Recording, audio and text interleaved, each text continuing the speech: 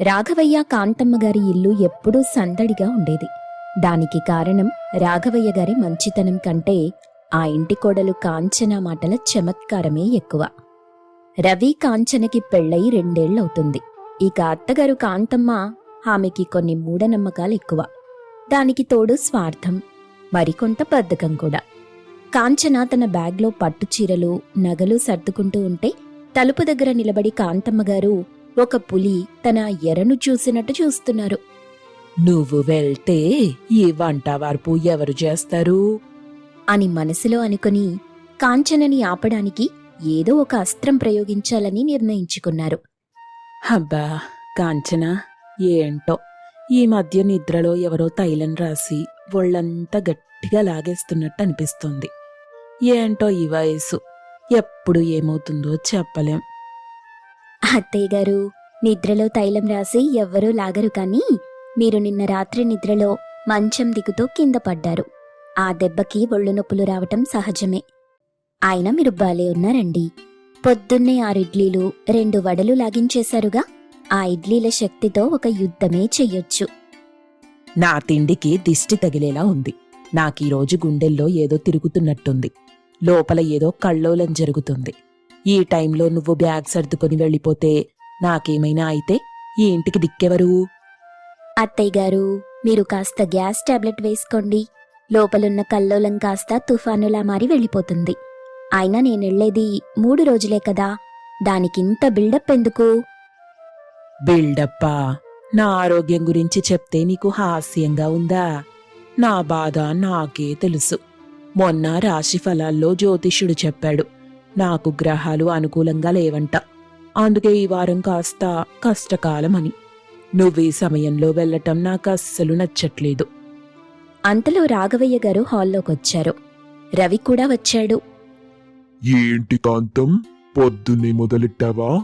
కాంచన పుట్టింటికి వెళ్లాలని 1 నెల రోజుల నుండి అనుకుంటుంది కదా. ఇప్పుడు కొత్తగా ఈ నొప్పులు, గ్రహాలు ఎందుకు గుర్తొచ్చాయి? మీరూరుకోండి, మీకెప్పుడు మీ కోడలే కరెక్టు. నా బాధ మీకేం తెలుస్తుంది? మనిషి ఉన్నప్పుడు విలువ తెలీదండి. నేను రేపొద్దున కళ్ళు మూసాక తెలుస్తుంది ఈ ఇంట్లో నా విలువ. అమ్మా, ఎందుకలా మాట్లాడతావు? కాంచనకి టికెట్ నిన్ను అడిగాకే బుక్ చేశాను కదా. తను వెళ్ళొస్తుంది. ఆ మాత్రం దానికి అంత పెద్ద పెద్ద మాటలెందుకు? అవునత్తయ్యా, ఇంత చిన్న విషయానికి అంత దూరం ఆలోచించాల్సిన అవసరం లేదు కదా. మీ అబ్బాయి కూడా ఒప్పుకున్నారు. మీరు కాస్త రెస్ట్ తీసుకోండి. నేను వెళ్ళి మా అమ్మ చేసిన చెకోడీలు తెస్తాను మీకు. చేగోడీలు తింటే నా పళ్ళు ఊడిపోతాయని నీకు తెలుసు కదా కాంచనా. కావాలనే నా పళ్ళు ఊడిపోయేలా చెయ్యాలనే నీ ప్లాన్, అంతేనా? ఎంత ఘోరం కాంచనా. అబ్బా అత్తయ్య గారు, మీరు అస్సలు తగ్గట్లేదు. గ్రహాల నుండి ఇప్పుడు పళ్ళ దాకా వచ్చేశారు. సరే, నేను చెకోడీలు తేను, కానీ నాకు నమ్మకముంది నేను వెళ్ళాక మీ ఆరోగ్యం అద్భుతంగా ఉంటుందని. ఈ రాత్రికి వంట ఎవరు చేస్తారు? మీ మావయ్య గారికి మెత్తగా అన్నం ఉండాలి, రవికి కాస్త ఘాటుగా కూరుండాలి. ఈ నొప్పులతో నా వల్ల అవుతుందా? అసలే నాకీ మధ్య నడుం పట్టేస్తోంది. నేనింట్లో పనంతా చెయ్యలేను బాబూ. ఓహో, ఇప్పుడు అర్థమైంది అసలు విషయం. అత్తమ్మగారికి నా మీద ప్రేమ కంటే నా చేతి వంట మీద ప్రేమ ఎక్కువైందన్నమాట. అందుకోసమేనా నన్నిక్కడే ఉండమని పరోక్షంగా చెప్తున్నారు? రవి, మీరు స్విగ్గీలో ఆర్డర్ చేయండి. ఇంటి పని తగ్గిపోతుంది. అప్పుడు అత్తమ్మగారి నొప్పులు వాటంతటవే తగ్గిపోతాయి. అదే బెటర్. అమ్మా, నువ్వు టెన్షన్ పడకు. మేము బయట తినేస్తే నీకు పనుండదు కదా. బయట తింటే క్యాన్సర్లు వస్తాయని నిన్న పేపర్లో రాశారా? నువ్వు చదవలేదా? ఆ కాంచన వెళ్లే ప్లాన్ కాస్త క్యాన్సిల్ చేసుకుంటే నేను కాస్త ధైర్యంగా ఉంటాను. ఇంట్లో కోడలుంటేనే ఆ ఇంటికి కలరా? అత్తయ్య గారు, నేను క్యాన్సిల్ చేసుకుంటే మా అమ్మ నాకు ఫోన్ చేసి తిడుతుంది. నా కోసం అమ్మ కళ్ళు కాయలు కాచేలా ఎదురు చూస్తుంది. బయలుదేరావా లేదా అని ఇప్పటికే 4 సార్లు ఫోన్ చేసింది. నేను వెళ్తున్నానత్తయ్యా, అంతే. అమ్మ బాబోయ్, తల తిరిగిపోతోంది రోయ్. ఏవండి, నా కళ్ళ ముందు చీకటొచ్చేస్తుంది. అంతా గిరగిరహా తిరుగుతుంది. నాకదోలా ఉందండి. కళ్ళ ముందు చీకటొచ్చిందా? అలా ఎలా వస్తుంది కాంతం? అయితే లైట్ వేయమంటావా, లేక ఫ్యాన్ స్పీడ్ పెంచమంటావా? ఏదో ఒకటి చెప్పు. లేదు మావయ్య గారు, అత్తమ్మ గారికి పుట్టింటి ప్రయాణం సీరియల్ గుర్తొచ్చినట్టుంది. ప్రతిసారి నేను వెళ్లే ముందు ఈ తల తిరుగుడు, గుండె నొప్పి, ఆ గ్రహాలు కామన్ అయిపోయాయి. ఇదంతా ఓల్డ్ టెక్నిక్ అత్తమ్మగారు, ఏదైనా కొత్తగా ట్రై చేయండి. కాంచనా, నా ఆరోగ్యం నీకు హాస్యంగా ఉందా? నేను నిజంగా కళ్ళు తిరిగి పడిపోతే గాని నీకు నమ్మకం కలగదు. మీరు కళ్ళు తిరిగి పడితే నేను లేపుతానత్తమ్మా, కానీ నేను టికెట్ వేస్ట్ చేసుకోలేను. రవి, పద, నన్ను స్టేషన్లో దింపు. కాంచన బ్యాగ్తో బయటికి నడుస్తుంటే కాంతమ్మ గారు బెడ్ మీద పడిపోయి, అయ్యో దేవుడా, నన్నెవరూ పట్టించుకోవట్లేదే. నేనొంటరిదాన్నైపోయాను. ఈ ఇంట్లో నా మాటకి విలువే లేదు.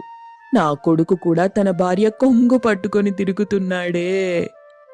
తన తల్లి మాటలకి రవికి పాపం ఏం చెయ్యాలో అర్థం కాక ఒక్కసారిగా ఆగిపోయాడు.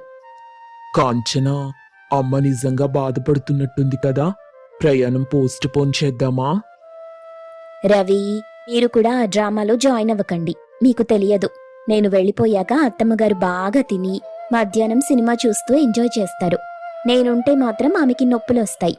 ఇదంతా ఇంట్లో పని తప్పించుకోవడానికి మీ అమ్మ ఆడుతున్న నాటకం. చూడండి, మన కోడలికి అస్సలు మనసే లేదు. తను వెళ్ళడానికి నేను అడ్డొస్తున్నానని తన ఫీలింగు. ఎంత మాట నేసిందో. కాంచన చెప్పింది నిజమే కదా కాంతం. నువ్వెప్పుడూ తను బయటికి వెళ్తుందంటే చాలు అడ్డొస్తూనే ఉంటావు. ఈ నాటకాలింక చాలే గాని. మీరసలు మాట్లాడకండి. నా బాధ మీకేం తెలుసు? కాంచనా, నువ్వెళ్తే వెళ్ళుగాని నాకు రాత్రికి జ్వరం వచ్చేమైనా అయితే ఎలా? జ్వరం వస్తే పారాసెటమాల్ వేసుకోండి అత్తమ్మగారు. ఇంకో విషయం చెప్పటం మర్చిపోయాను. నేను ఫ్రిడ్జ్లో అన్ని కూరగాయలు కట్ చేసి పెట్టాను.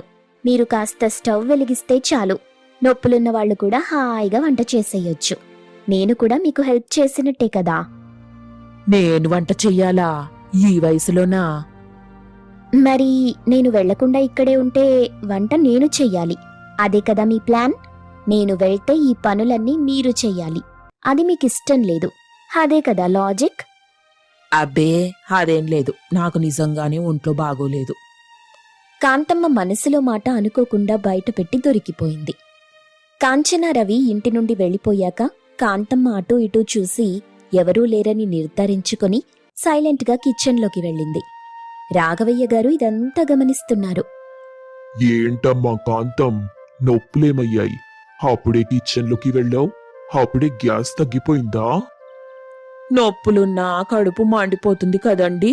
ముందేదో ఒకటి తింటే గాని ప్రాణం లేచి రాదు. 1 గంట తరువాత కాంచన ఫోన్ చేసింది. రాఘవయ్య గారు లిఫ్ట్ చేసి స్పీకర్ ఆన్ చేశారు. మావయ్య గారు, అత్తమ్మగారేం చేస్తున్నారు? పడుకున్నారా లేక వంట చేస్తున్నారా? వంటగదిలోనే ఉందమ్మా. ఇప్పుడే బాగా తిని వంట పనిలో ఉంది. ఆరోగ్యం అద్భుతంగా ఉంది. నాకు తెలుసు మావయ్య గారు, అత్తమ్మగారికి నొప్పులు నేనున్నప్పుడే వస్తాయి. నేను వెళ్ళగానే వండరుమెన్ అయిపోతారు. ఇంతకీ అత్తమ్మగారికి చెప్పండి, నేను వెళ్లే ముందు ఆమె పర్సులో నుండి 200 రూపాయలు తీసుకున్నాను. దానికి బదులుగా ఒక సారిడాన్ టాబ్లెట్ పెట్టాను. తలనొప్పొస్తే వేసుకోమని చెప్పండి. కాంతమ్మ ఫోన్ దగ్గరికి పరిగెత్తుకుంటూ వచ్చి, ఓసి దూర్తురాలా, నా పర్సు నుండి డబ్బు తీసుకుంటావా? నా డబ్బు నాకిచ్చేయి. అది డాక్టర్ ఫీజు అత్తమ్మగారు. మీరు చేసిన డ్రామాకి నేనిచ్చిన ట్రీట్మెంట్ అన్నమాట. ఎనీవే, నేను సేఫ్గా రీచ్ అయ్యాను. మీరు వంట చేసుకోండి. నేనొచ్చేసరికి మీరింకా యాక్టివ్గా ఉండాలి. బాయ్. చూసారా అండి, దీనికన్నీ తెలుసు. కావాలని నన్ను తిప్పలు పెడుతుంది. నేను డ్రామా చేస్తున్నానని దీనికి అర్థమైపోయినట్టుంది. నీకిప్పుడు అర్థమైందా కాంతం? నీ తల తోకాలి నీ లాజిక్లు కాంచన ముందు పని చెయ్యవు. తను చదువుకున్న అమ్మాయి, ప్రాక్టికల్ గా ఆలోచిస్తుంది. నువ్విలా ప్రతిసారి జబ్బుల నాటకం ఆడితే తను కూడా దానికి తగ్గ రిప్లై ఇస్తుంది. దీనికి బుద్ధి చెప్పాలి. నేనింకో ప్లాన్ వేశాను. తనొచ్చాక చూడండి ఇల్లంతా ఎలా రచ్చ చేస్తానో. నన్ను తక్కువ అంచనా వేస్తుందా? నువ్వు రచ్చ చేస్తే తను ఖర్చు చేస్తుంది. చూద్దాం, అత్తకి తగ్గ కోడలే దొరికిందిలే నీకు. హా, చూద్దాం ఎవరు తగ్గుతారో. కాంచన తన పుట్టింటి నుండి కొన్ని రోజులకి తిరిగొస్తుంది. కాంచన వచ్చేసరికి కాంతమ్మగారు హాల్లో కూర్చుని ఒక చేత్తో కారపూస, మరో చేత్తో రిమోట్ పట్టుకుని ఏదో సీరియల్లో లీనమైపోయారు. కరెక్ట్గా అదే సమయానికి కాంచన లోపలికి అడుగుపెట్టింది. కాంతమ్మగారు ఆమెని చూడలేదు. అమ్మో, అత్తమ్మగారు, ఎవరైనా చూస్తే దిష్టి తగులుతుంది. ఆ వేగం, ఆ ఉత్సాహం, మీ కారపూస తింటున్న స్టైల్ చూస్తుంటే నాకు ఒలింపిక్స్ గుర్తొస్తున్నాయి. మీరు ఒలింపిక్స్కి వెళ్తే ఒక గోల్డ్ మెడల్ వచ్చేది. అబ్బా బాబోయ్, ఎప్పుడొచ్చావే? దొంగలాల వెనకాల వచ్చి నిలబడితే ప్రాణం పోదు. దొంగల వచ్చింది నేను కాదత్తమ్మగారు. నేను లేని టైంలో మీ ఆరోగ్యం ఇంత వేగంగా రికవరీ అయిపోయిందే. ఆ రహస్యమేంటో తెలుసుకుందామని ఆగిపోయాను. మొన్న ఫోన్లో నడవలేకపోతున్నాను, కాళ్ళు లాగుతున్నాయన్నారు. ఇప్పుడేమో కాలు మీద కాలేసుకుని కారపూస యుద్ధం చేస్తున్నారు. అది అది నువ్వొస్తున్నావు కదా అని సంతోషంలో ఆకలి వేసి కాస్తలా. కాని కాంచన, ఈ 3 రోజులు నేను పడ్డ కష్టాలు ఆ దేవుడికే తెలియాలి. ఇంట్లో పనంతా కష్టపడి ఒక్కదాన్నే చేశాను. మీ మావయ్య గారు హోటల్ తిండి తెచ్చి నా కడుపు పాడు చేశారు. పాడైనట్టేమనిపించట్లేదత్తమ్మగారు. మీ మొహంలో గ్లో చూస్తుంటే నేను లేని ఈ 3 రోజులు బాగానే ఎంజాయ్ చేసినట్టున్నారు. సరే, నేనొచ్చాను కదా, ఇక మీ డ్రామాలకి సెలవివ్వండి. డ్రామాలా? నీకంతా వేళకోళంగా ఉందే. సర్లే, ఎలాగూ వచ్చావుగా, లోపలికెళ్ళి కాస్త కాఫీ పట్టుకురా, నా తల పట్టేస్తుంది. కాంచన కాంతమ్మకి కాఫీ చేయడానికి లోపలికెళ్ళింది. కొన్ని రోజులలా గడిచాయి. ఒకరోజు కాంచన ఫ్రెండ్ శ్రీజ ఫోన్ చేసింది. హలో కాంచన, ఎలా ఉన్నావే? ఈ మధ్య అసలు ఫోన్ చెయ్యట్లేదు. ఈ మధ్య ఇంట్లో పని ఎక్కువైందే. నీకు తెలుసు కదా, మా అత్తమ్మగారికి బద్ధకం ఎక్కువని. ఇంట్లో పనంతా ఒక్కదాన్నే చెయ్యాల్సొస్తుంది. అవునా? సరేగాని, రేపు మా బాబు ఫస్ట్ బర్త్డే సెలబ్రేట్ చేస్తున్నాం. నువ్వు మీ ఆయనతో కలిసి ఖచ్చితంగా రావాలి. సర్లేవే, ఖచ్చితంగా వస్తాను. ఫోన్ కట్ చేశాక కాంచన కాంతమ్మ గురించి ఇలా ఆలోచిస్తుంది. ఈ మహాతల్లి నన్ను బర్త్డేకి వెళ్ళనిస్తుందో లేక మళ్ళీ నొప్పుల సాకులు చెప్తుందో. కాంచన తన ఫ్రెండ్ కొడుకు బర్త్డేకి వెళ్ళాలని ప్లాన్ చేసుకుంది. ఒకసారి కాంతమ్మకి విషయం చెప్పాలనుకుంది. అత్తమ్మగారు, రేపు మా ఫ్రెండ్ వాళ్ళ అబ్బాయి బర్త్డే ఫంక్షన్ ఉంది. నేను రవి వెళ్ళొస్తాం. రాత్రికి భోజనం కూడా అక్కడే. నేను ఉదయమే మీకు భోజనం రెడీ చేసి వెళ్తాను. మధ్యాహ్నం, సాయంత్రానికి మీరన్నం వండితే చాలు. కాంచన అలా అనగానే కాంతమ్మ వెంటనే తన మోకాళ్ళు పట్టుకుని, అమ్మో, అబ్బా, రేపా? రేపు ఖచ్చితంగా వెళ్ళాలా కాంచనా? ఈరోజు ఉదయం నుండి నా మోకాళ్లలో ఎవరో మేకులు కొట్టినట్టుగా నొప్పి మొదలైంది. సరిగ్గా నిలబడలేకపోతున్నాను. మోకాళ్ళలో మేకులా? ఎవరు కొడతారత్తమ్మగారు? అయినా నేను ప్రతి ఫంక్షన్కి వెళ్లే ముందు మీకు నొప్పులెందుకొస్తాయో నాకర్థం కావట్లేదు. మీకింట్లో ఇబ్బందిగా అనిపిస్తే మీరు కూడా మాతో పాటు రండి. ఫంక్షన్కి వెళ్లేది కార్లోనే కదా. తను ఫంక్షన్కి వస్తానంటే ఇప్పుడే మోకాళ్ల నొప్పులన్నారు కదా, అప్పుడే ఎలా తగ్గిపోయాయని కాంచన అంటుందేమోనని భయపడి కాంతమ్మకి ఏం చెప్పాలో అర్థం కాదు. నేనొచ్చే పరిస్థితిలో లేనులే కాంచనా. ఈ మోకాళ్ల నొప్పులతో నేనెలా వస్తాను? నువ్వు కూడా వెళ్ళకపోతేనే మంచిది. నువ్వు రవి వెళ్తే నాకు రాత్రికి తోడెవరుంటారు? మీ మావయ్య గారికి కళ్ళు సరిగ్గా కనబడవు. ఆయన నాకేం హెల్ప్ చేస్తారు? అత్తమ్మగారు, మావయ్య గారికి కళ్ళు కనపడవు సరే, కాని మీకు నోరు బాగానే ఉంది కదా, కావలసినవి అడిగి చేయించుకోవచ్చు. అయినా నేను వెళ్ళాలి. అది నా బెస్ట్ ఫ్రెండ్ పార్టీ. నేను వెళ్ళకపోతే బావుండదు. నీకు నీ ఫ్రెండే ముఖ్యం, ఈ అత్తగారు ముఖ్యం కాదు కదా కాంచనా. సరే వెళ్ళు, వెళ్ళు కాంచనా. నేనిక్కడే మోకాళ్ల నొప్పితో విలవిలలాడుతూ చస్తాను. నువ్వు మాత్రం నీ బెస్ట్ ఫ్రెండ్తో పార్టీ చేసుకో. నేనేమైపోతే నీకేంటిలే. అప్పుడే రవి అక్కడికొచ్చాడు. ఏమైందమ్మా, ఏదో కోపంగా మాట్లాడుతున్నావు? చూడరా రవి, నాకు మోకాళ్ల నొప్పులున్నాయని తెలిసినా నీ భార్య మొన్ననే తన పుట్టింటికి నా మాట కాదని వెళ్ళింది. ఇప్పుడు కూడా ఎవరో ఫ్రెండ్ అట, దాని కొడుకు పుట్టినరోజుకి వెళ్తుందట. ఇలా తిరుగుళ్ళు మంచివి కాదని, ఇంటి బాధ్యతలు చూసుకోవాలని చెప్తున్నాన్రా. అమ్మ చెప్పేది కూడా నిజమే కదా కాంచన. అమ్మని జాగ్రత్తగా చూసుకోవాల్సింది మనమే కదా. నేను ఇంట్లో పని చేసి వెళ్తానని చెప్పాను. అది నా బెస్ట్ ఫ్రెండ్ పార్టీ. నేను వెళ్ళకపోతే బాగోదు కదా రవి. చూసావా రవి, నువ్వు నేను ఇంతలా చెప్పినా కూడా తను ఫంక్షన్కే వెళ్తానని మొండికేసుకుని కూర్చుంది. కాంచనకి కాంతమ్మ నటన చూసి కోపమొచ్చింది. సరే అత్తమ్మగారు, మీరంతగా బాధపడుతుంటే నేను వెళ్ళను. మీకోసం ఇంట్లోనే ఉంటాను. హమ్మయ్యా, దారికొచ్చింది. రేపు హాయిగా దీంతో పనులు చేయించుకోవచ్చు అని మనసులోని అనుకుంది కాంతమ్మ. కాంతమ్మ నాటకాన్ని బట్టబయలు చెయ్యాలని కాంచన అనుకుంది. కాంతమ్మకి తన తడాకా ఏంటో చూపిస్తానని మనసులో అనుకుంది. ఈసారి మీ మోకాళ్ల నొప్పుల్ని నేను అశ్రద్ధ చెయ్యదలుచుకోలేదు. మొన్న నేను మా ఇంటికి వెళ్ళినప్పుడు మా ఊళ్ళో ఉన్న నాటు వైద్యుడికి మీ సమస్య చెప్పాను. ఆయన అందుకు తన దగ్గర నొప్పులు తగ్గించడానికి మూలికలున్నాయని చెప్పారు. ఆ మూలికలు తెప్పిస్తున్నాను. రేపటి నుండే మీకు ట్రీట్మెంట్ మొదలు. నాటు మూలికలా? అవేం వద్దులే కాంచనా, కాస్త ఆయింట్మెంట్ రాస్తే తగ్గిపోతుంది. కుదరదత్తమ్మగారు, ఆయింట్మెంట్లు పైన పైన పనిచేస్తాయి. ఈ మూలికలు లోపలికెళ్ళి నొప్పుల్ని మూలాల నుండి తీసేస్తాయి. అయితే అవి తెప్పించు కాంచన, ఇక ఆలస్యం ఎందుకు? కాకపోతే ఈ వైద్యం చేసేటప్పుడు కొన్ని కఠినమైన నియమాలు పాటించాలండి. నియమాలా? ఏంటవి? ముందుగా నాన్ వెజ్ అస్సలు ముట్టుకోకూడదు. తీపి పదార్థాలు, ఆయిల్లో వేయించిన వస్తువులు నిషిద్ధం. కేవలం ఉడికించిన క్యారెట్లు, ఉడికించిన పప్పు, రాగి సంకటి మాత్రమే తినాలి. అలా 10 రోజులు చేస్తేనే ఆ మూలికలు పనిచేస్తాయి. లేదంటే ఆ మందు రియాక్షన్ ఇచ్చి మీ మోకాళ్ళు పనిచేయకుండా పోతాయి. అబ్బే వద్దులే కాంచనా, నాకంత సీరియస్ నొప్పులు లేవు. మీరిందాక మేకులు కొట్టినట్టుందన్నారు కదా, అందుకే నేను డిసైడ్ అయ్యాను. మీ ఆరోగ్యం నాకు ముఖ్యం. రేపటి నుండి మీకు ఉడికించిన భోజనమే.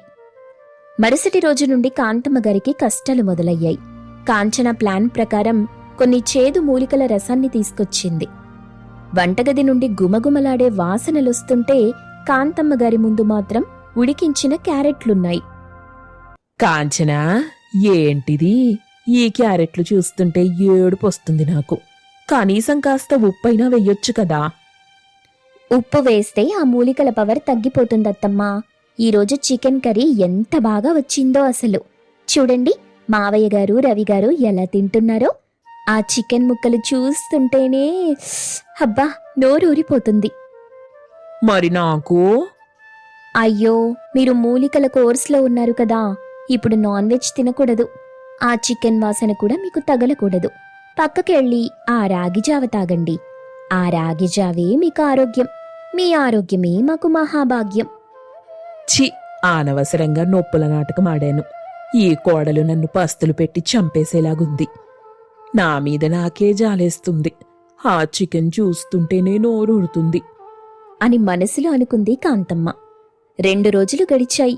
కాంతమ్మ గారు ఆకలికి తట్టుకోలేక రాత్రిపూట దొంగచాటుగా కిచెన్లోకి వెళ్లి ఏదైనా తిందామని ప్లాన్ వేశారు.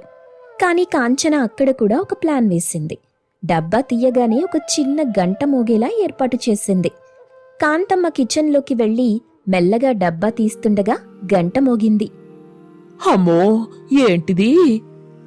ఆ గంట శబ్దానికి కాంచన వెంటనే లైట్ వేసింది. అత్తమ్మగారు, కిచెన్లో ఏం చేస్తున్నారు? నిద్రలో కూడా మందు ప్రభావంతో నడుస్తున్నారా ఏంటి? జాగ్రత్త, ఈ టైంలో ఏమైనా తింటే మీ మోకాళ్ళు పని చేయకుండా పోతాయని చెప్పాను కదా.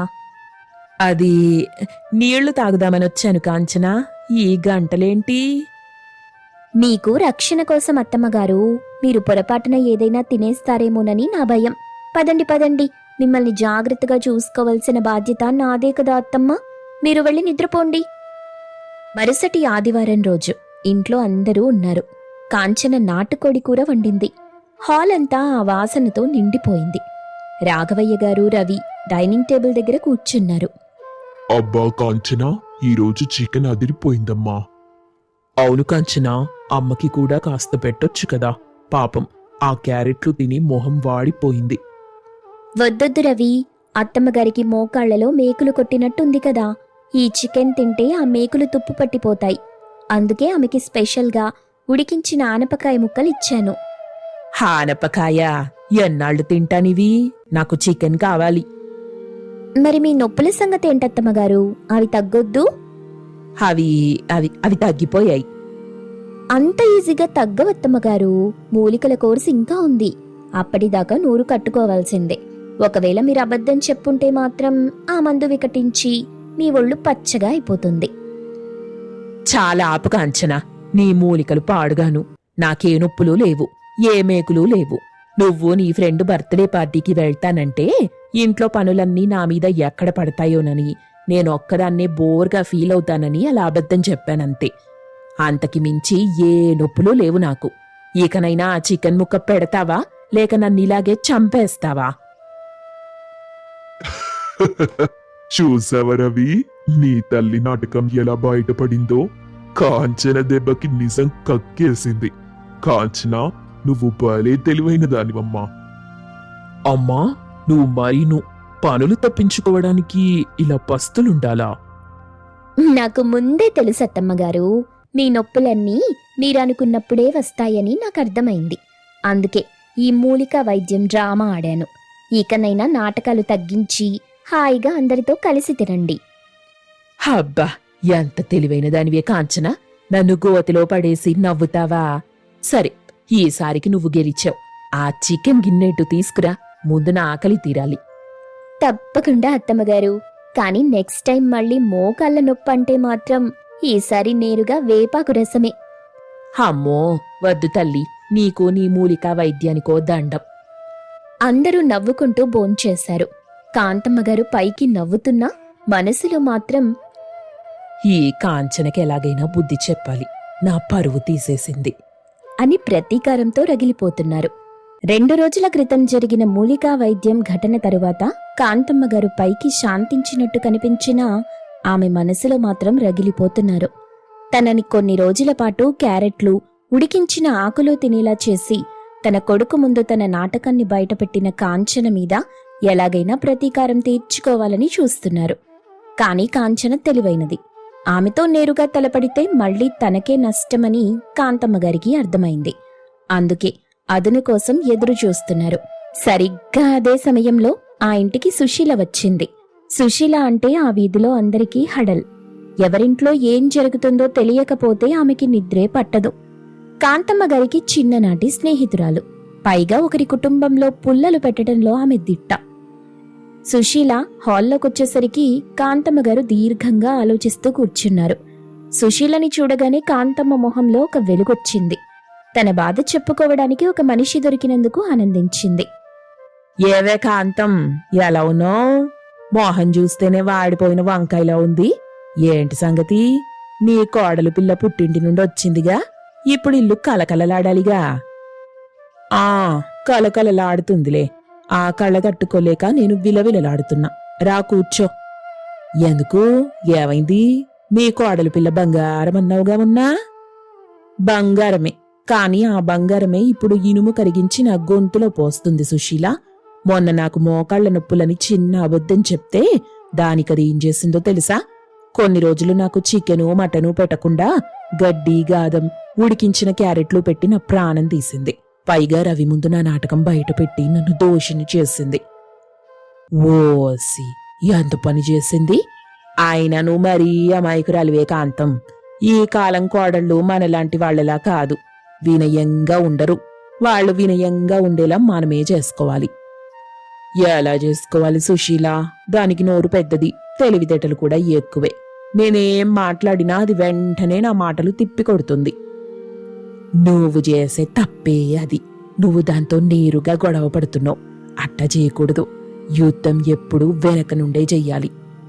అంటే చూడు కాంతం, కోడలికి అత్తంటే భయం ఉండాలి, లేదంటే గౌరవం ఉండాలి.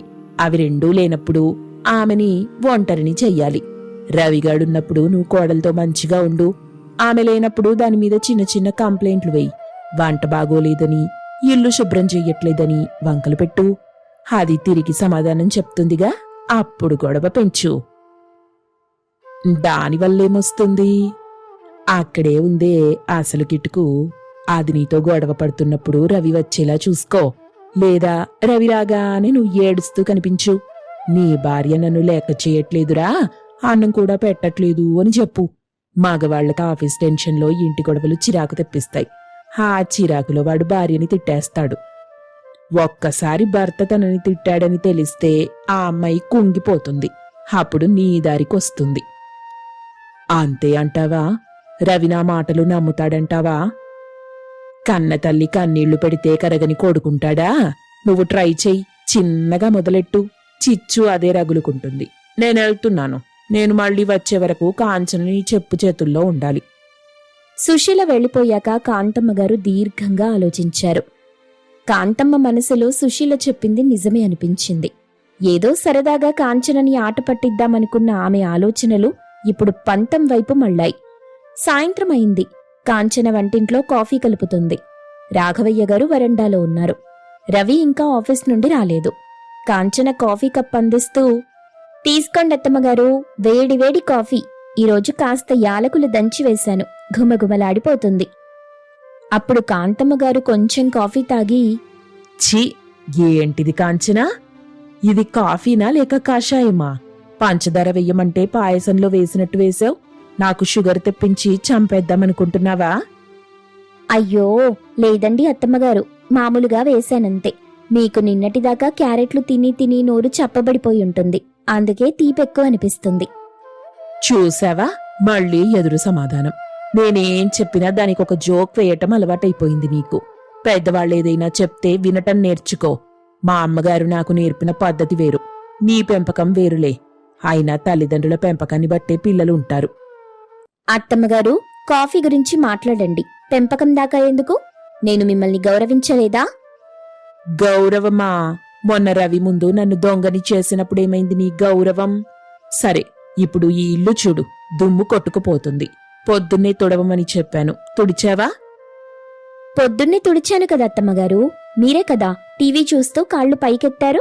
అప్పుడు మీ కాలు తగిలి టీవీ రిమోట్ కింద పడిపోయింది. మీకదంతా గుర్తులేదా? అవును, నాకు గుర్తులేదు. అయినా ఉదయం నువ్వు సరిగ్గా తుడవలేదు. అక్కడ చూడు, ఆ మూల సాలెగూడు అలాగే ఉంది. పని దొంగతనం ఎక్కువైంది నీకు. ఆఫీసులకెళ్లే ఆడవాళ్లు కూడా ఇంత బద్ధకంగా ఉండరు. అత్తమ్మగారు, ఈరోజు ఏమైంది మీకు?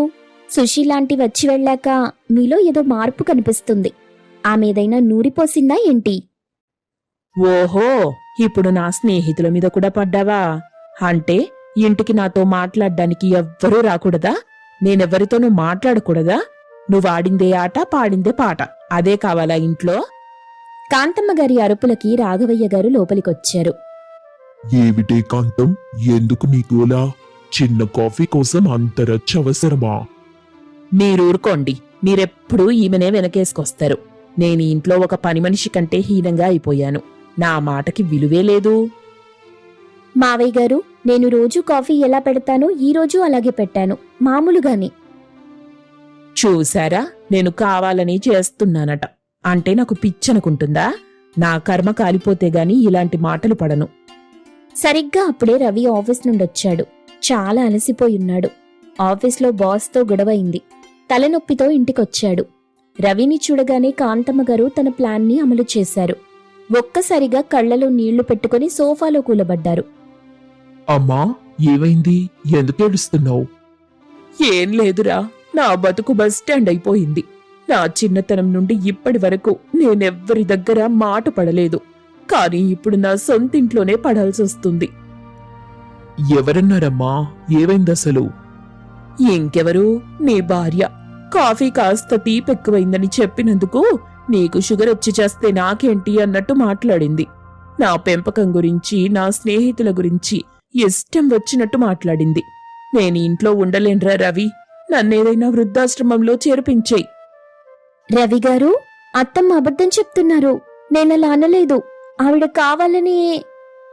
ఆపు కాంచనా, అమ్మ ఏడుస్తుంది కదా, కనీసం ఓదార్చకుండా ఇంకా ఆమెనే నిందిస్తున్నావు. రవి, మీరు పూర్తిగా వినకుండా. ఏం వినాలి? రోజు ఆఫీస్ నుండి రాగానే నీ గొడవ వినాలా?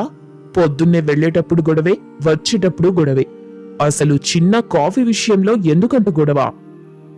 రవి, నేను కాఫీ బాగానే పెట్టాను. ఆవిడ కావాలని వంకలు పెడుతున్నారు. సుశీలాంటి వచ్చాక. చూడు రవి, మళ్ళీ నా స్నేహితులని అంటుంది. నేనెవ్వరితోనూ మాట్లాడకూడదంట. ఈమె పెట్టిన రూల్సే పాటించాలంట. Kanchana, it's too much. అమ్మ నీకంటే వయసులో పెద్దది. ఆ మీది చెప్పినా సర్దుకుపోవాలి గాని ఇలా ఎదురు మాట్లాడి తను ఏడ్చేలా చేయటం కరెక్ట్ కాదు. నువ్వెంత చదువుకున్నా సంస్కారం ఉండాలి కదా. ఆ మాట కాంచన గుండెల్లో గుణపంలా దిగింది. రవి ఎప్పుడూ తనని అంత మాట అనలేదు. సంస్కారం లేదని అనటం కాంచనకి బాధ కలిగించింది. సంస్కారం లేదంటారా? నేను ఇంటికి వచ్చినప్పటి నుండి అత్తమ్మగారిని ఎంత బాగా చూసుకుంటున్నానో మీకు తెలియదా? ఆవిడ చేసే చిన్న చిన్న అల్లరి పనుల్ని కూడా నేను నవ్వుతూ భరించాను. కానీ ఈరోజు ఆవిడ హద్దు దాటారు రవి. అయినా మీకు మీ అమ్మగారి కన్నీళ్లే కనిపిస్తున్నాయి గాని నా నిజం కనిపించట్లేదు. నిజం అబద్ధం పక్కన పెట్టు. అమ్మ ఏడుస్తుంది, దానికి కారణం నువ్వు. ముందమ్మకి సారీ చెప్పు. రవి, తొందరపడకురా. కాంచన తప్పులేదు. మీ అమ్మే. కాంతమ్మ రాఘవయ్య గారిని మాట్లాడనివ్వకుండా గట్టిగా ఏడుస్తూ, చూడరా రవి, మీ నాన్నగారు కూడా ఆవిడ మాయలోనే పడిపోయారు. ఆయన నన్ను పిచ్చిదానిలా చూస్తున్నారు. నాన్నా, ప్లీజ్, మీరమ్మని వెనకేసుకురాకపోయినా పర్లేదు, కానీ కాంచన తప్పుని సమర్థించకండి. Kanchana, say sorry to mom now. నేను తప్పు చేయలేదు రవి. నేను సారీ చెప్పను. తప్పు చెయ్యనప్పుడు తల వంచటం మా ఇంట్లో నేర్పించలేదు. ఇది అహంకారం కాంచన. నీకు పొగరెక్కువైంది. నాటకాలాడుతుంది మా అమ్మ కాదు, నువ్వు. చిన్న సారీ చెప్పమంటే ఇంత రాద్ధాంతం చేస్తావా? అమ్మకి మర్యాద ఇవ్వటం చేత కాకపోతే నువ్వు నా భార్యగా ఉండటంలో అర్థం లేదు. ఇల్లంతా నిశ్శబ్దం ఆవహించింది. రవి నోటి నుండి వచ్చిన ఆ మాట అగ్నిపర్వతంలా పేలింది. కాంతమ్మగారు కూడా ఒక్క క్షణం ఆగిపోయారు. గొడవ ఇంత దూరం వెళ్తుందని ఆమె ఊహించలేదు. కేవలం కోడల్ని భయపెట్టాలనుకుంది గాని కొడుకు కాపురం కూలిపోయే మాటలు మాట్లాడతాడని అనుకోలేదు. కాంచన రవివైపు చూసింది. ఆమె కళ్లలో కోపం పోయి కేవలం బాధే మిగిలింది. మర్యాదివ్వడం చేత కాకపోతే భార్యగా ఉండటం వేస్ట్ అన్నారు కదా. సరే రవిగారు, మీ అమ్మగారికి మీకు నచ్చినట్టుండే మరో కోడల్ని తెచ్చుకోండి. ఈ సంస్కారం లేని కాంచన ఈ ఇంట్లో ఉండలేదు. కాంచన వేగంగా తన గదిలోకెళ్లి తలుపేసుకుంది. రవి కోపంతో తలపట్టుకుని కూర్చున్నాడు. కాంతమ్మగారు భయంతో బిక్కుబిక్కుమంటూ చూస్తున్నారు. రాఘవయ్య గారు రవి దగ్గరికొచ్చి, ఒరే పిచ్చోడా, ఏం చేసావు? ఆఫీస్ కోపం ఇంట్లో చూపించావు. మీ అమ్మాడిన చిన్న నాటకం నిజమనుకొని కట్టుకున్న భార్యని పరాయిదానిలా తూలనాడావు. ఇప్పుడు సంతోషంగా ఉందా కాంతం? నువ్వనుకున్నది సాధించావు కదా. ఇల్లు 2 ముక్కలు చేశావు. అయ్యో, నేనింత జరుగుతుందనుకోలేదండి. ఏదో కోడల్ని భయపెడదామని. భయపెట్టడం కాదు, బంధాన్ని తెంపేశావు. ఇప్పుడు లోపల కాంచన ఏం చేసుకుంటుందో ఏమో భయంగా ఉంది. కాంచన గదిలో నుండి ఏ శబ్దమూ రావట్లేదు. బయట హాల్లో గంభీరమైన నిశ్శబ్దం. కాంతమ్మగారికి మొదటిసారి తన ప్రవర్తన మీద తనకే అసహ్యం వేసింది. సుశీల మాటలు విని తన బంగారం లాంటి కాపురంలో నిప్పులు పోసుకున్నానని అర్థమైంది. కాని ఇప్పుడు సమయం మించిపోయింది. రవి మెల్లగా లేచి కాంచన గది తలుపు తట్టాడు. కాంచనా, కాంచనా. గది తలుపు వేసుకున్న కాంచన గదిలోపల కోపంతోనో ఏడుపుతోనో లేదు. ఆమె ఆలోచిస్తోంది. తన అత్తమ్మ కాంతమ్మ గారికి కొంచెం పంతం, కాస్త బద్ధకం, మరికొన్ని మూఢనమ్మకాలు ఉన్నాయే తప్ప ఇలా పక్కా ప్లాన్తో కొడుకుని కోడల మీదికి ఉసిగొల్పేంత కుతంత్రం ఆమె మనసులో లేదు. కాంచన కళ్లలో ఇప్పుడు నీళ్లు లేవు. ఒక స్పష్టమైన ఆలోచనుంది. అత్తమ్మగారింతకు ముందు కేవలం చిన్న చిన్న డ్రామాలు చేసేవాళ్లు. కాని ఈరోజు రవిని నా మీదకి అంతగా రెచ్చగొట్టారంటే దీని వెనుక ఖచ్చితంగా ఆ సుశీల ఆంటీ హస్తముంది. ఆవిడ వచ్చేళ్లాక అత్తమ్మలో ఈ మార్పొచ్చింది. ఇలాగే వదిలేస్తే ఇలాంటి సుశీలలు నా కాపురంలో నిప్పులు పోస్తారు. అత్తమ్మకి సుశీల అసలు రంగు చూపించాలి. గది బయట కాంతమ్మ, రాఘవయ్య, రవి ఆందోళనగా ఉన్నారు. కాంచన తన గదిలో ఏం చేస్తుందోనని వాళ్లు టెన్షన్ పడుతున్నారు. ఇంతలో కాంచన మెల్లగా తలుపు తీసి బయటకొచ్చింది. హాల్లో రవి తలపట్టుకుని కూర్చునున్నాడు. కాంతమ్మ గారు ఒక మూల నేరస్తురాలిలా నిలబడున్నారు. రాఘవయ్య గారు ఏదో న్యూస్ పేపర్ చూస్తున్నట్టు నటిస్తున్నా ఆయన దృష్టంతా అక్కడే ఉంది. రవిగారు, మీరోపికగా ఒక్క నిమిషం నా మాట వింటారా? కాంచనా, ఇందాక నేనేదో ఆవేశంలో నీపైన కోపగించుకున్నాను. అమ్మలా ఏడుస్తుండేసరికి తట్టుకోలేక నీ మీద అరిచాను. అంతే తప్ప నీ మనసుని బాధ పెట్టాలనుకోలేదు. పర్లేదు రవిగారు, మీరావేశపడింది మీ అమ్మగారి కన్నీళ్లు చూసి. కానీ ఆ కన్నీళ్లు రావడానికి అసలైన కారణం ఎవరో మీకు తెలీదు. అత్తమ్మగారు ఒకసారి టొస్తారా? ఏంటే మళ్ళీ నన్నేమైనా అంటావా? మిమ్మల్ని నేనెప్పుడూ ఏమీ అనలేదత్తమ్మగారు. కానీ మీకొక విషయం చెప్పాలి. సుశీల ఆంటీ మీ స్నేహితురాలే కావచ్చు, కానీ ఆమె మనస్తత్వం మీకు తెలుసా? పోయిన నెల మన పక్క వీధిలో సుబ్బారావు గారి ఇంటి కోడలు ఇల్లొదిలి వెళ్ళిపోయింది. ఎందుకో తెలుసా? ఆ ఇంట్లో కూడా సుశీల ఆంటీ ఇలాగే అత్తగారికి సలహాలిచ్చింది. దాంతో ఆ ఇంట్లో గొడవలయ్యాయి. అప్పుడు ఆ ఇంటి కోడలు వెళ్ళిపోయింది. అవును కాంతం, కాంచన చెప్పేది 100% నిజం. ఆ సుశీలకి పక్కా ప్లానింగ్ ఉంటుంది. అత్త కోడళ్ళు కలిసుంటే ఆ సుశీల కళ్ళు మండుతాయి. ఒకరింట్లో గొడవ పెట్టి వాళ్ళేడుస్తుంటే చూసి ఆనందించడం ఆవిడకి ఒక హాబీ. మన ఇంట్లో కూడా ఈరోజు జరిగిందదే. అదేం లేదు, తను నా క్షేమం కోరే చెప్పింది. కోడల్ని అదుపులో ఉంచుకోమంది. అంతకు మించి గొడవలేం పెట్టాలని చూడలేదు. అదుపులో ఉంచటం అంటే కొడుకుతో గొడవ పెట్టించటం అత్తమ్మగారు? సరే, మీకు నా మీద నమ్మకం లేకపోతే ఒక పని చేద్దాం. సుశీల ఆంటీ మళ్ళీ వస్తుంది కదా, అప్పుడు నేను చెప్పినట్టు చెయ్యండి. నేను మీ అదుపులోకి వచ్చేశానని, మీరేం చెప్తే అది వింటున్నానని ఆమెకి చెప్పండి. అప్పుడు ఆమె అసలు రంగు బయటపడుతుంది.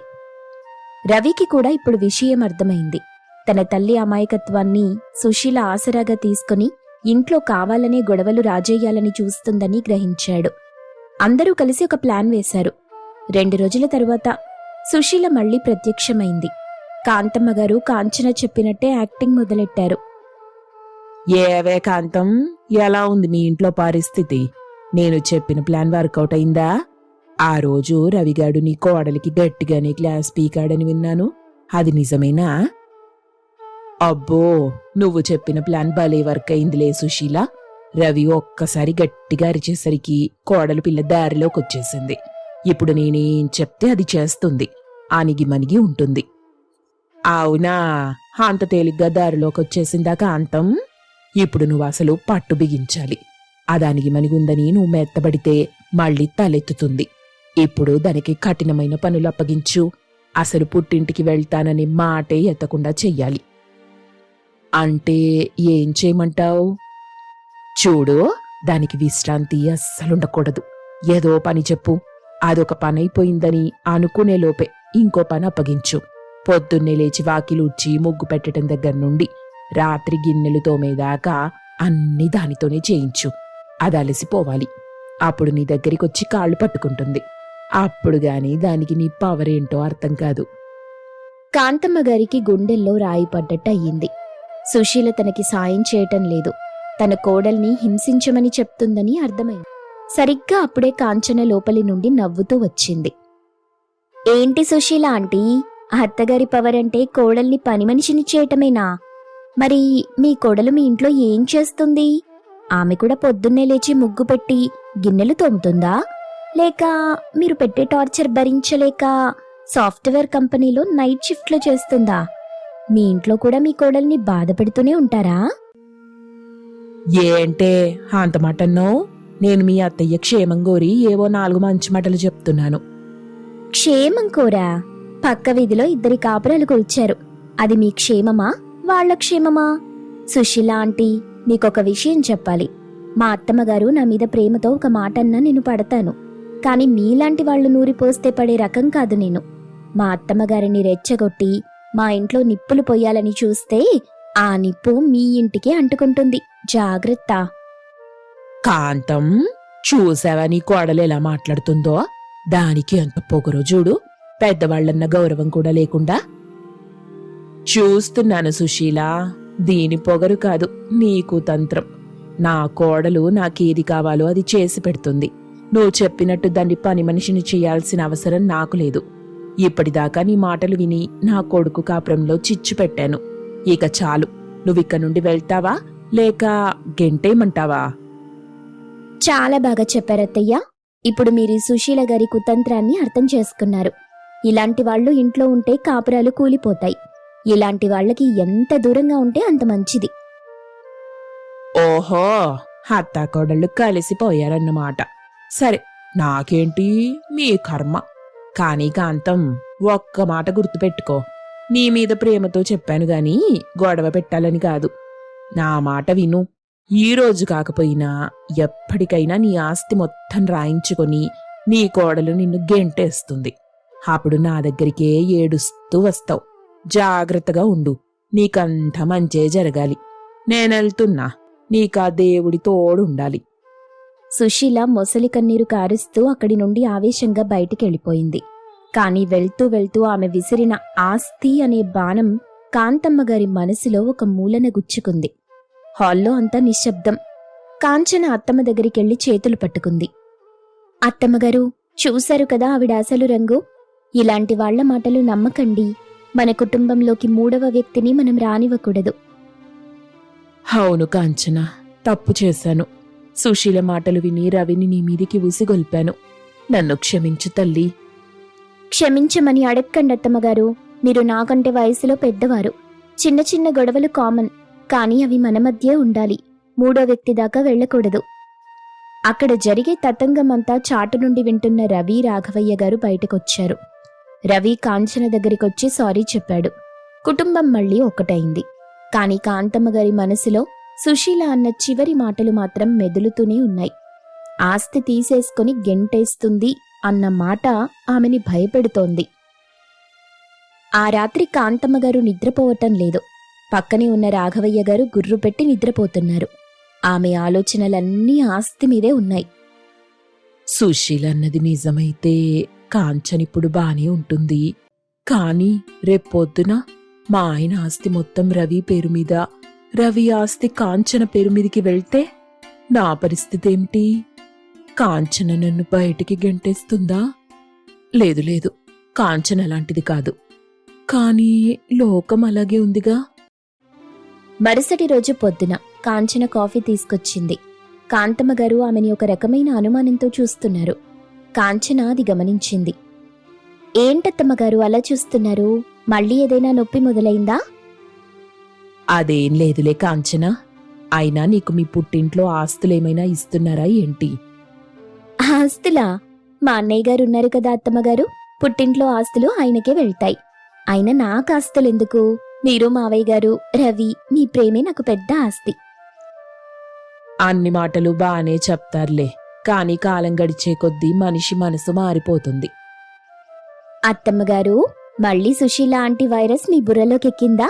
ఆవిడ వెళ్తూ వెళ్తూ ఏదో ఆస్తి గురించి వాగింది కదా, అదే ఆలోచిస్తున్నారా మీరు? అలా అని కాదు కాంచనా, భవిష్యత్తు గురించి భయమేస్తుంది. అత్తమ్మగారు, ఆస్తంటే కేవలం పేపర్లు కాదు, ఈ ఇల్లు, ఇందులో ఉండే మనుషులు. మీరు నన్ను నమ్మండి, నేను మిమ్మల్ని బానే చూసుకుంటాను. అయినా ఆస్తి గురించి ఇప్పుడెందుకు? ఏమోలే, నాకెందుకో మనసు కుదురుగా లేదు. నేనీరోజు మా అత్తగారు ఊరెళ్ళొస్తాను. అక్కడేదో పూజుందంట. అత్తమ్మగారు, మళ్ళీ తప్పించుకుంటున్నారా? సరే, వెళ్ళండి. కానీ అక్కడెవరైనా కొత్త సుశీలలు తగిలితే మాత్రం జాగ్రత్త. కాంతమ్మగారు తిరిగొచ్చారు. కాని ఆమె ముఖంలో ఊరెళ్ళి వచ్చిన హుషారు లేదు. ఏదో పోగొట్టుకున్న దానిలాగా ఆందోళనగా కనిపిస్తోంది. నిజానికి ఆమె తన అత్తగారి ఊరికి వెళ్లలేదు.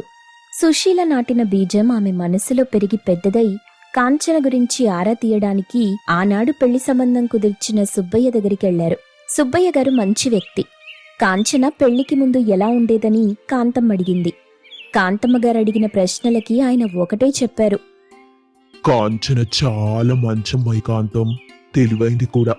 ఆ అమ్మాయి మీ ఇంటికి రావటం మీ అదృష్టం. కాని చివర్లో ఆయన అన్న ఒక మాట కాంతమ్మగారి గుండెల్లో గుణపంలా దిగింది. కానీ కాంతం, కాలం మారుతుంది. మనుషులెప్పుడు ఎలా మారిపోతారో చెప్పలేం. మరీ ముఖ్యంగా ఈ రోజుల్లో డబ్బు కోసం సొంత వాళ్ళనే కాదనుకుంటున్నారు. అందుకే జాగ్రత్తగా ఉండటం ఎవరికైనా అవసరమే. అలా సుబ్బయ్య చెప్పిన ఒక సాధారణ మాటని కాంతమ్మ పట్టించుకుంది.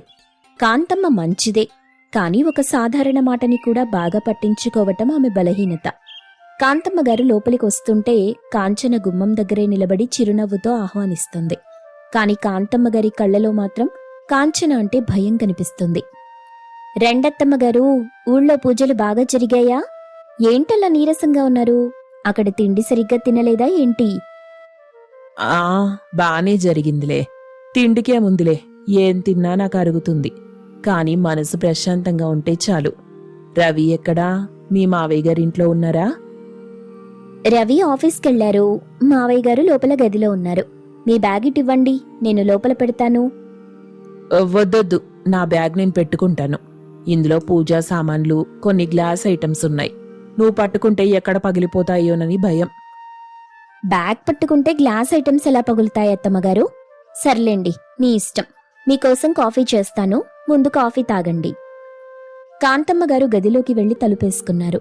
తన బ్యాగ్లో ఊరెళ్లేటప్పుడు రాఘవయ్య గారిచ్చిన 10,000 రూపాయల నోట్లు సరిచూసుకున్నారు. అప్పుడే రాఘవయ్య గారు లోపలికొచ్చారు. ఏంటమ్మా కాంతం, రాగాన్ని తలుపేసుకున్నావు? ఏంటా బ్యాగ్లో అంత రహస్యం? రహస్యమేం లేదు. అవి మీరిచ్చిన డబ్బులే కాని దాస్తున్నాను. ఆస్తంటే ఎవరికి ప్రాణంగా ఉండదు. మీరేమో మొత్తం రవి పేరు మీద రాసేద్దామంటారు. రేపొద్దున వాడు కాంచన మాట విని నన్ను బయటికి గెంటేస్తే అప్పుడు నాకు ఆ డబ్బే కదా ఆధారం.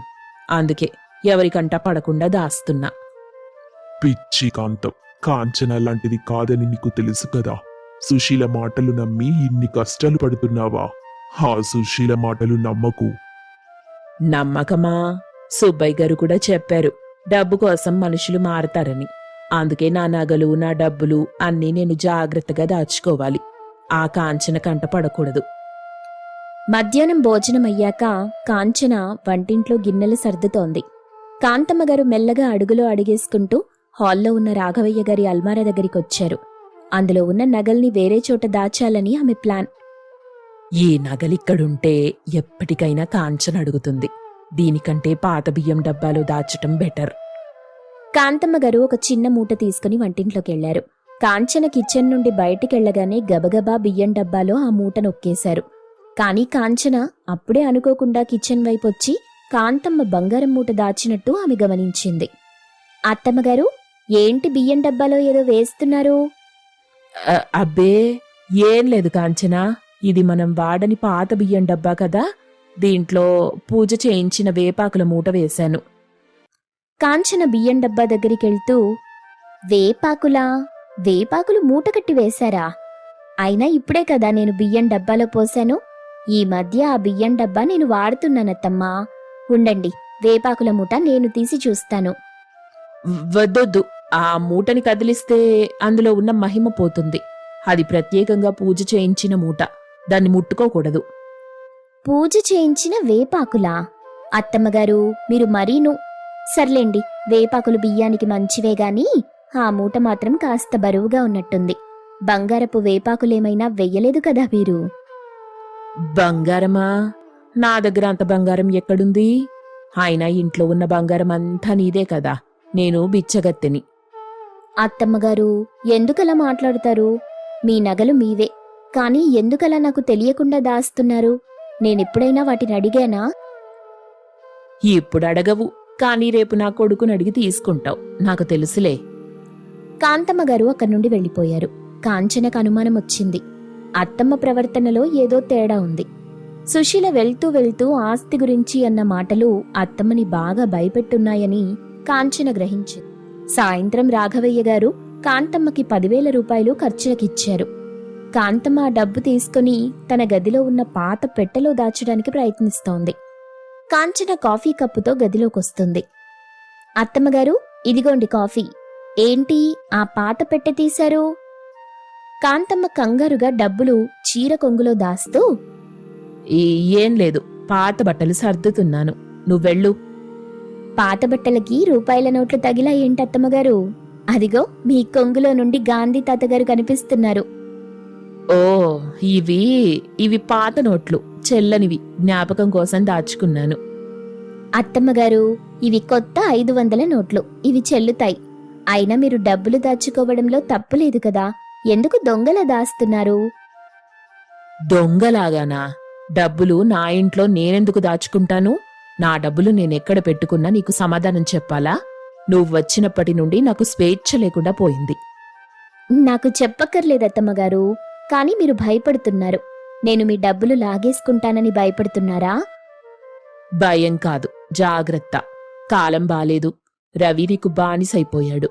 వాడు రేపు నిన్నడిగి నా ఆస్తి మొత్తం నీ పేరు మీద రాసేస్తే అప్పుడు నేను రోడ్డున పడాలి కదా. అత్తమ్మగారు, ఎవరు చెప్పారు ఈ మాటలు? సుశీల ఆంటీనా? ఆమె మాటలు నమ్మి మీ కోడల్ని పరాయిదానిలా చూస్తున్నారా? ఇప్పటిదాకా నేను మీతో ఎలా ఉన్నాను? మీ ఆటలు మీ అల్లరి అంతా భరించాను కదా. ఆ సుశీల ఆంటీ వల్ల ఇదివరకే మన ఇంట్లో గొడవ జరిగింది. అదంతా నాటకం కావచ్చు. మున్ముందు నీ అసలు రంగు బయటపడుతుంది. కాంచనకి చాలా బాధేసింది. కాని ఆమెకి అత్తమ్మ మీద కోపం రావట్లేదు, జాలేస్తుంది. ఎవరో చెప్పిన మాటలు విని అత్తమ్మ ఎంత మానసిక క్షోభ అనుభవిస్తుందో ఆమెకు అర్థమైంది. మరుసటి రోజు కాంచన ఒక ప్లాన్ వేసింది. రాఘవయ్య గారిని, రవిని పిలిచి హాల్లో కూర్చోబెట్టింది. మావయ్య గారు, రవి ఇక్కడికి రండి. అత్తమ్మగారు మీరు కూడా రండి. ఏంటే అందర్నీ పోగు చేసావు? ఏదైనా పంచాయితీ పెడుతున్నావా? పంచాయితీ కాదత్తమ్మగారు, ఒక నిర్ణయం. మావయ్య గారు, మనింటి ఆస్తి పేపర్లన్నీ తీసుకురండి. కాంచనా, ఆస్తి పేపర్లు ఇప్పుడెందుకు? తీసుకురండి రవి. అత్తమ్మగారి మనసులో ఉన్న భయాలు తొలగిపోవాలి. రాఘవయ్య గారు పేపర్లు తెచ్చి టేబుల్ మీద పెట్టారు. కాంతమ్మగారు ఆశగా, భయంగా ఆ పేపర్ల వైపు చూస్తున్నారు. అత్తమ్మగారు, ఇవిగోండి మన ఆస్తి పేపర్లు. రవి, మీరు వినండి. రేపొద్దున మావయ్య గారి తరువాత ఈ ఆస్తి మీకే వస్తుంది. కానీ ఆ ఆస్తి మీద నాకంటే ఎక్కువ హక్కు అత్తమ్మగారికుంది. అందుకే ఈరోజే మావయ్య గారు ఒక వీలునామా రాయాలి. ఏంటంటే ఈ ఆస్తి మొత్తం అత్తమ్మగారి పేరు మీద ఉండాలి. ఆమె బ్రతికున్నంత కాలం ఆమెదే సర్వహక్కు. ఆమె అనుమతి లేనిదే మనం ఒక్క రూపాయి కూడా తీసుకోకూడదు. ఏంటి, నా పేరు మీద? అవునత్తమ్మగారు, మీకు నా మీద నమ్మకం లేదు కదా, అందుకే ఆస్తి మీ దగ్గరే ఉండనివ్వండి. మీరు మమ్మల్ని బయటకి గెంటేసినా మాకు అభ్యంతరం లేదు. కానీ మీరు మాత్రం రోడ్డున పడతాను అన్న భయం లేకుండా ఉండాలి. కాంచన చెప్పింది కరెక్టే నాన్నా. అమ్మ మనసులో ఆ భయం ఉన్నంత కాలం తను ప్రశాంతంగా ఉండలేదు. ఆస్తి అమ్మ పేరు మీదే ఉండనివ్వు. కాంచనా, నేను నీ గురించి తప్పుగా అనుకున్నానమ్మా. సుశీల చెప్పిన మాటలు విని నగలు బియ్యం డబ్బాలో దాచాను, డబ్బులు పాత పెట్టెలో పెట్టాను. నాకు తెలుసత్తమ్మగారు, అందుకే మీ నగలు మళ్ళీ బీరువాలో పెడదామని వచ్చాను. అయినా బియ్యం డబ్బాలో బంగారం దాస్తే పొరపాటున నేనెసరు పెడితే మీ నగలు ఉడికిపోయి పాయసమైపోయేవి. అందరూ ఆ మాటలకి నవ్వారు. చూసావా కాంతం, నీ కోడలెంత గొప్పదో. నీ ఆస్తి కోసం కాంచన చూడట్లేదు, నీ ప్రశాంతత కోసం చూస్తుంది. ఇప్పటికైనా ఆ సుశీల మాటలు నమ్మటం మానేస్తావా? కాంతమ్మ కాంచన చేతులు పట్టుకుని, నన్ను క్షమించు తల్లి. నీ తెలివితేటలు నన్ను ఆడుకోవడానికి కాదు, నన్ను కాపాడుకోవడానికి అని ఇప్పుడే అర్థమైంది. ఆస్తి పేపర్లు నాకెందుకులే, నీ దగ్గరే ఉండనివ్వు. నువ్వుంటే నాకు కొండంత అండ. అత్తమ్మగారు, ఆస్తి ఎవరి దగ్గరున్నా మనమంతా ఒకటే. కాని ఒక్క మాట, ఇక మీదట మీరు ఏదైనా దాచాలనుకుంటే బియ్యం డబ్బాలో మాత్రం వద్దు. నేరుగా నాకే చెప్పండి, నేనే దాచిపెడతాను. అబ్బే, ఇక దాచేదేం లేదు కాంచన, అంతా నీకే అప్పచెప్పేస్తాను. కానీ ఏంటత్తమ్మగారు? నా దగ్గరున్న పాత గాజులు, అవి నీకిద్దామనుకున్నాను. కాని నువ్వు నన్ను గెంటేస్తావని దాచాను. ఇప్పుడవి నీకే. కాంతమ్మగారు లోపలికెళ్లి ఆ గాజులు తీసుకొచ్చి కాంచనకి వేశారు. అత్త కోడళ్ల మధ్య ఉన్న అపార్థాలన్నీ తొలగిపోయాయి. కుటుంబం మళ్లీ నవ్వులతో నిండిపోయింది. అయితే కాంతమ్మగారు పూర్తిగా మారిపోయారని అనుకుంటే పప్పులో కాలేసినట్టే. ఆమెలో ఉన్న అల్లరి బుద్ధి మళ్లీ ఎప్పుడు నిద్రలేస్తుందో ఎవరికి తెలుసు. కాంచన చాకచక్యంగా అత్తమ్మ మనసులో ఉన్న భయాన్ని పోగొట్టింది. కానీ సుశీల ఊరుకుంటుందా? కాంతమ్మ జీవితంలోకి సుశీల వస్తుందా? రాబోయే రోజుల్లో అత్త కోడళ్ల ముందు ఎలాంటి కొత్త సవాళ్లు రాబోతున్నాయి? సమాజంలో సుశీల లాంటి వాళ్లు కొందరుంటారు. ఎదుటి వాళ్ల ఇల్లు తగలబడుతుంటే ఆ మంటల్లో చలి కాచుకునే రకం. కాంచన చేతిలో దెబ్బతిని కాంతమ్మ ఇంటి నుండి చీత్కరించబడిన సుశీల తన అవమానాన్ని భరించలేకపోయింది. అత్త కోడళ్లు కలిసుండటం ఆమెకి కంటి మీద కునుకు లేకుండా చేస్తుంది. అత్త కోడళ్ల మీద ఎలాగైనా ప్రతీకారం తీర్చుకోవాలని ఆమె ఎదురు చూస్తుంది. సరిగ్గా అదే సమయంలో కాంతమ్మ గారికి ఈసారి నిజంగానే మోకాళ్ల నొప్పి తీవ్రమైంది. వయసు రీత్యా వచ్చే సమస్యలు ఆమెను ఇబ్బంది పెడుతున్నాయి. సుశీలకి ఆ విషయం తెలిసింది. కాంతమ్మ మోకాళ్ల నొప్పులని తన ప్రతీకారానికి అనుకూలంగా మార్చుకోవాలనుకుంది. ఆమె ఫోన్ తీసుకుని తన దూరపు బంధువు చిన్నపాటి దొంగతనాలు మోసాలు చేసే గురుమూర్తికి ఫోన్ చేసింది. హలో గురుమూర్తి, కాంతానికిప్పుడు మోకాళ్ల నొప్పి నిజంగానే ఉందంట. నువ్వొక నాటు వైద్యుడిలా వేషం కట్టి కాంతం ఇంటికెళ్ళు. నొప్పులు తగ్గడానికి మందని చెప్పి నేనిచ్చిన మందు సీసా ఆమెతో తాగించు. ఇది తాగితే చనిపోదు గాని లోపల అవయవాలు దెబ్బతింటాయి. అప్పుడు ఆ కోడలు ఏం చేస్తుందో చూద్దాం. అమ్మో సుశీలక్క, నాకేం భయం లేదు గాని ఆ కాంతమ్మ నన్ను దొంగనాటు వైద్యుడని గుర్తుపడితే పోలీసులకు చెప్తే గొడవ అవుతుందేమో. అలా ఏం కాదు, నువ్వు భయపడకు. అది నాటు మందని బాగా పనిచేస్తుందని చెప్పు. ఆ కోడలు ఇంట్లో లేని సమయం చూసెళ్ళు. ఆ కాంతం ఒక్కతే ఉన్నప్పుడు పని సులభం అవుతుంది. నీకు చెప్పినంత డబ్బు ముడుతుంది. మరుసటి రోజు మధ్యాహ్నం రవి ఆఫీస్కెళ్లాడు. రాఘవయ్య గారు ఎరువుల షాప్ దగ్గరికి వెళ్లారు. కాంచన కూరగాయల కోసం మార్కెట్కెళ్ళింది. ఇంట్లో కాంతమ్మ గారు ఒక్కరే ఉన్నారు. నొప్పి భరించలేక సోఫాలో పడుకుని గట్టిగా మూలుగుతున్నారు. సరిగ్గా అప్పుడే గురుమూర్తి ఒక సంచి తగిలించుకుని లోపలికొచ్చాడు. ఈ ఇంట్లో ఎవరైనా ఉన్నారా? ఒక రోగి తాలూకు ఆర్తనాదం నా చెవికి వినిపిస్తోంది. ఎవరయ్యా మీరు? లోపలికెలా వచ్చారు? నేను నాటు వైద్యున్నమ్మా. నొప్పులు హరించే తైలం తీసుకొచ్చాను. మీ పక్క వీధిలో ఉన్న సుబ్బయ్య గారు చెప్పారు కాంతమ్మ గారికి మోకాళ్ల నొప్పి తీవ్రంగా ఉందని. అందుకే మీ ఇంటికొచ్చాను. సుబ్బయ్య గారు చెప్పారా? అవునయ్యా, ఈ నొప్పి భరించలేకపోతున్నాను. మా కోడలు డాక్టర్ దగ్గరికి తీసుకెళ్తానంది. కానీ ఇప్పుడు ఇవన్నీ ఖర్చులెందుకని వద్దన్నాను. ఇంతకీ మీ దగ్గర మందుందా? ఇదిగోండమ్మా, ఇది మామూలు మందు కాదు. ఇది తాగిన కొన్ని గంటల్లోనే మీ మోకాళ్లలో ఉన్న నొప్పి గాల్లో కలిసిపోతుంది. మీరు మళ్ళీ పరుగు పందెంలో పాల్గొనొచ్చు. నిజమా? ఎంత అదృష్టం! దీన్నెలా వాడాలి? ఏం లేదు, ఈ సీసాలో ఉన్న ద్రవాన్ని ఒక్కసారిగా తాగేయాలి. మళ్ళీ రేపటిదాకా ఏం తినకూడదు. ఇదిగో తీసుకో. దీనికి డబ్బెంతివ్వాలి స్వామి? డబ్బు నాకెందుకమ్మా, నేను ఉచిత సేవ చేస్తాను. నీ ఆరోగ్యం బాగుంటే చాలు. నేను వెళ్తున్నాను. మీకు ధన్యవాదాలు డాక్టర్ గారు. అతను వెళ్లగానే కాంతమ్మ గారు ఏమాత్రం ఆలోచించకుండా ఆ సీసాలోని ద్రవాన్ని గటగటా తాగేశారు. తాగుతున్నప్పుడు కొంచెం ఘాటుగా అనిపించినా మోకాళ్ల నొప్పి తగ్గుతుందన్న ఆశతో మొత్తం ఖాళీ చేశారు. కానీ 5 నిమిషాలు గడవక ముందే ఆమె కడుపులో అగ్నిపర్వతం బద్దలైనట్టు మంట మొదలైంది. కళ్ళు తిరగటం, వాంతులవటం మొదలయ్యాయి. అమ్మో బాబోయ్, ఏంటిది? కడుపులో నిప్పులు పోసినట్టుంది. కాంచనా, ఓ కాంచనా, ఎక్కడున్నావే తల్లి? కాపాడే. సరిగ్గా అదే సమయంలో కాంచన మార్కెట్ నుండి తిరిగొచ్చింది. ఇంట్లో నుండి వినిపిస్తున్న అరుపులు విని కంగారుగా లోపలికి పరుగెత్తింది. అక్కడ కాంతమ్మ గారు నీళ్ల మీద పడి దొర్లుతూ నోటి నుండి నురగ కక్కుతూ కనిపించారు. అత్తమ్మగారు, ఏమైంది? ఏంటిలా పడిపోయారు? మాట్లాడండి అత్తమ్మగారు. కాంచనా, ఆ నాటు వైద్యుడు ఏదో మందిచ్చాడు. అది తాగగానే అంత చీకటైపోతుంది. ప్రాణం పోతుంది తల్లి. ఏ నాటు వైద్యుడు? ఏమందు? బాబోయ్, తొందరగా హాస్పిటల్కి వెళ్ళాలి. కాంచన వెంటనే రవికి, రాఘవయ్య గారికి ఫోన్ చేసి పిలిపించింది. అందరూ కలిసి కాంతమ్మ గారిని దగ్గరలోని పెద్ద హాస్పిటల్కి తీసుకెళ్లారు. ఎమర్జెన్సీ వార్డులోకి తీసుకెళ్లిన గంట వరకు డాక్టర్లు బయటకి రాలేదు. రాఘవయ్య గారు తలపట్టుకుని ఏడుస్తున్నారు. రవి అటూ ఇటూ తిరుగుతూ టెన్షన్ పడుతున్నాడు. కాంచన మాత్రం గది కిటికీలో నుండి లోపల జరుగుతున్న చికిత్సను ఆందోళనగా చూస్తోంది. చివరకు డాక్టర్ బయటకొచ్చారు. ఆయన ముఖం చాలా గంభీరంగా ఉంది. డాక్టర్ గారు, మా కాంతం ఎలా ఉంది? ప్రాణానికి ఏం భయం లేదు కదా? చూడండి రాఘవయ్య గారు, పరిస్థితి చాలా విషమంగా ఉంది. ఆమె ఏదో విషపూరితమైన నాటుమందు తాగింది. అది నేరుగా ఆమె లివర్ మీద దాడి చేసింది.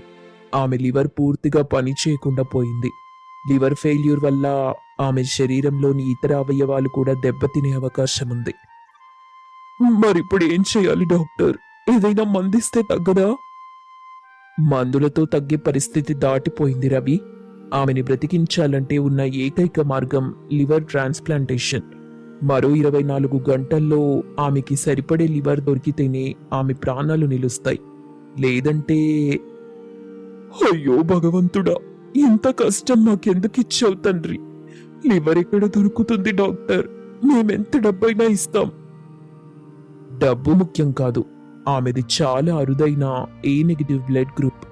ఈ గ్రూప్ ఉన్న లివర్ డోనర్ దొరకడం చాలా కష్టం. హాస్పిటల్ డేటాలో వెతుకుతున్నాం, కానీ దొరకటం లేదు. మీ కుటుంబంలో ఎవరికైనా అదే బ్లడ్ గ్రూప్ ఉందా? నాది ఓ పాజిటివ్ డాక్టర్.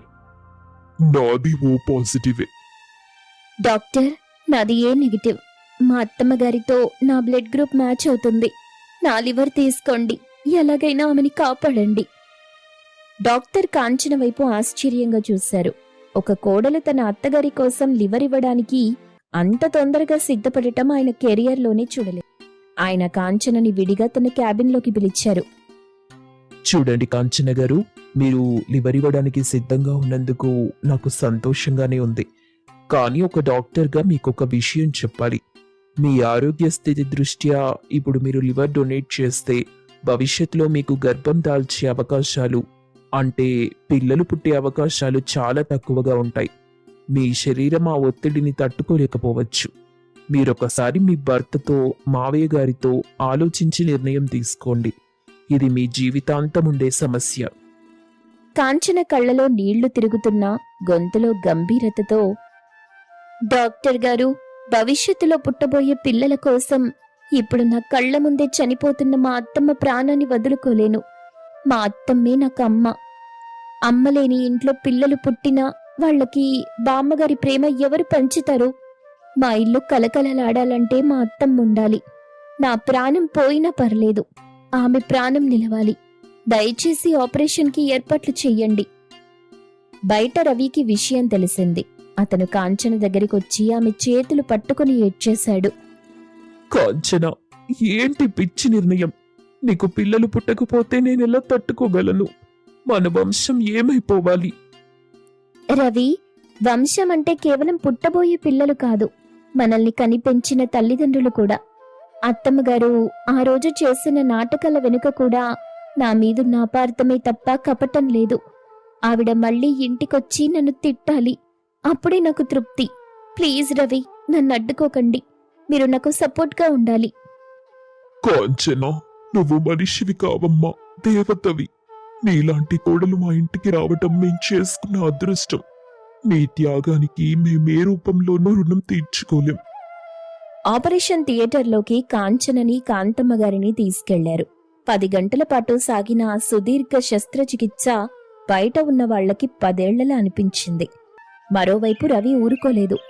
ఇంటి దగ్గర ఉన్న సీసీ కెమెరా ఫుటేజ్ని పోలీసుల సాయంతో చెక్ చేశాడు. అందులో గురుమూర్తి, అతని వెనుక ఉన్న సుశీల కార్ నంబర్ స్పష్టంగా కనిపించాయి.